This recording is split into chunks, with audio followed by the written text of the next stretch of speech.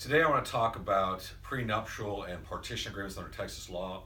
And help me illustrate a point, I invited a friend of mine I've known for my entire life. This is Santa Claus, St. Nicholas. I'm sure a lot of y'all know him. Anyway, he and Mrs. Claus have decided that they want to partition their assets. They've been married a long time, and just for simplicity purposes, they want to partition their assets. They have a homestead in the North Pole. They own certain elves that need to be divided. And so he comes to me and says, Barry, I want to go ahead and draft up a partition. A partition agreement it changes the rules of community property. In Texas, community property law says anything acquired during the course of the marriage is community property, okay, and is subject to division if there's a divorce.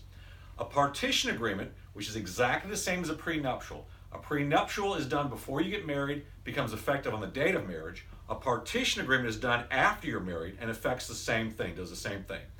A partition or prenuptial says, we understand the laws of community property, but we're going to change those via a contract between the two spouses.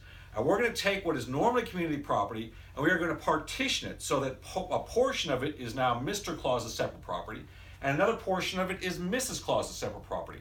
And under the Texas Constitution, if there's a divorce, you can't award one party's separate property to the other. The court only divides community property. So through a prenuptial before divorce or a partition after divorce, you can eliminate all community property, or you can just eliminate certain parts of community property. Oftentimes people that are entering into a second or third or fourth marriage will do a partition agreement saying, hey, maybe it doesn't work out, but we hope it does, but if it doesn't, we want to save a lot of time on lawyers' fees and arguing. So let's sit down now and let's decide what's your separate, what's mine, and let's make sure it remains that if it doesn't work out. They're very simple to do, they're ineffective, and it's just something that someone might want to consider, particularly if it's a second or third marriage.